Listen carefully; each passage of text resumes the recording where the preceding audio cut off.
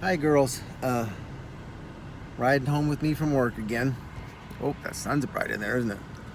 Um, sorry, just backing out. I probably should have waited to start recording until I had stopped backing out. Oh, and I see that when I took my mask off, it made my hair. Girls, just so you know, my hair has not been this long in 20 years, maybe longer.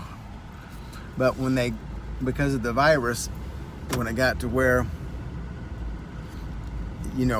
couldn't get haircuts, and it started growing. It's literally been whoops, sorry about that. It's literally been 6 months since I got a haircut. A little bit longer, actually, probably 6 months and a week. And I could get a haircut now. I've just kind of enjoyed having it long. Anyway, I wanted to tell you a story from when I was a little kid, and it has to do with my Aunt Helen. So I told you about her. She's Momo Janet's older sister. And when I was a little kid, first grade-ish, 6 years old-ish, Pawpaw, who was a fighter pilot, flew a fighter plane in the Air Force, went to fight in a war in a country called Vietnam. And that's, you don't need to understand all that. But one of the things that the government did for people who were fighting in that war is they would give them a month, I think it was a month of, maybe it was 2 weeks, of what they called R&R, which was rest and recreation. It was a chance to get away from the war and to rest and recreate, have fun. And so where a lot of people went was to Hawaii, from the country of Vietnam to the state of Hawaii, because it's a real nice, beautiful island, beach location, mountains, palm trees, stuff like that. So Mama Janet went to visit to see Pawpaw in Hawaii during this war, which would have been 1968 or 1969, but I was 5 or 6 years old. I don't remember which. And I think she was gone for 2 weeks. And Uncle Joel and I went to stay with Momo's sister Helen and her husband A.D. and their daughter Sandy. And I have quite a few memories of that time staying with them. And again, I was pretty small. They lived at that time in a little house behind a church. I mean, it was a good ways behind the church. I mean, it was, a couple hundred yards anyway. And I think they basically had kind of a little farm.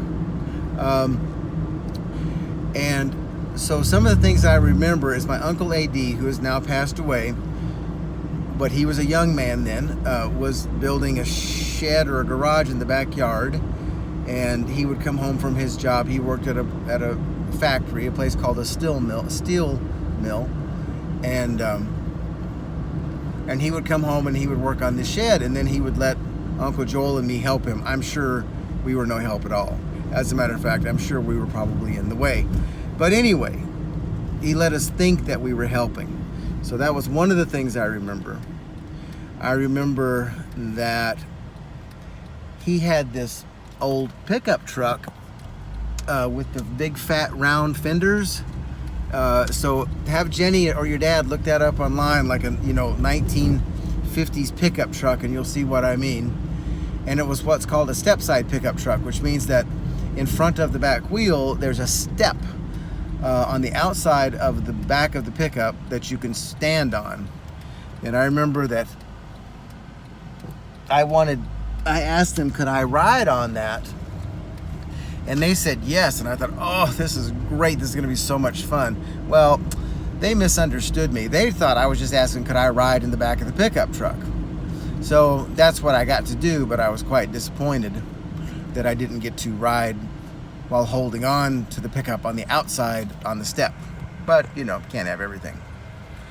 Another thing that I remember is that down by their house there was a little creek, and she let us go down, and I think with Sandy, my cousin, and Sandy's older than me by, I don't know, 7 or 8 years maybe.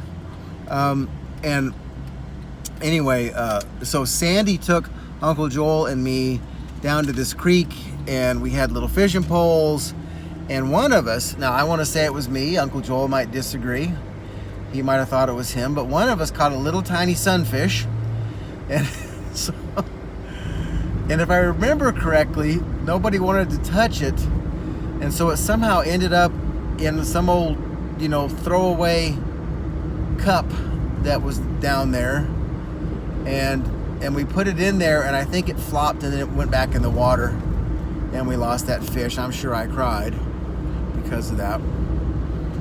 Then another thing I remember about that trip was that my Aunt Helen was at that time was, I guess, what you'd call a lunch lady, or she worked in the cafeteria at school, and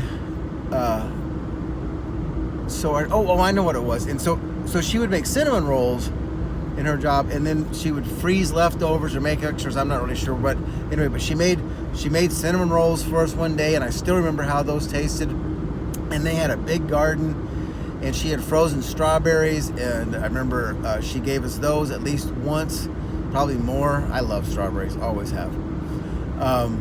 And I remember that she made us popcorn one evening. I can still remember the way that smelled in that house. I'm trying to think what else. There are probably other things. Maybe I should have written them down before I started talking. Oh yes, this was the best thing of all.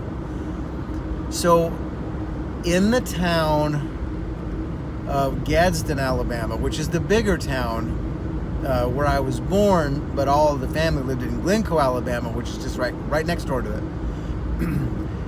In the parking lot of what I think was probably a Kmart, even though y'all may not know what Kmarts are. They've been out of business most of your lives.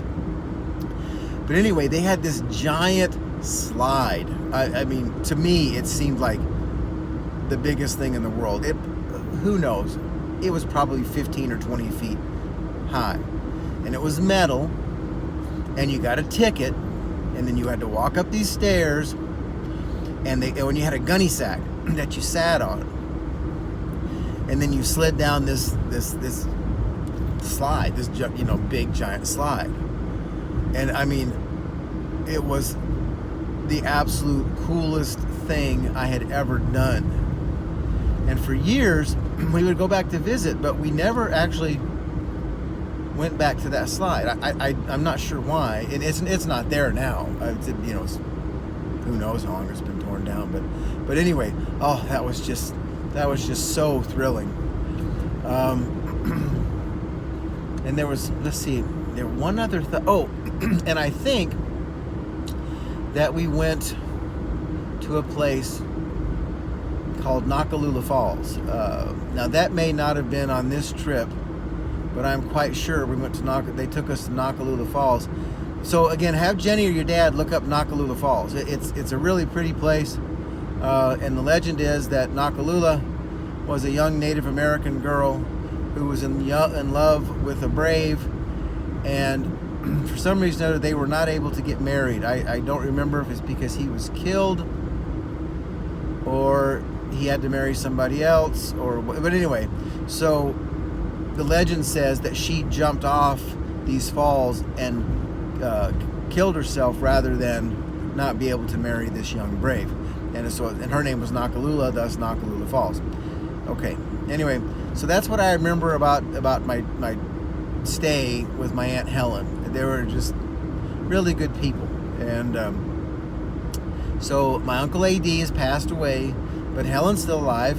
And 2 years ago, when we had Hurricane Florence and we had to go to Alabama to get away from the hurricane, I got to see Helen and Sandy and her husband Nick, and their daughter Leanne, and that was a really nice visit too.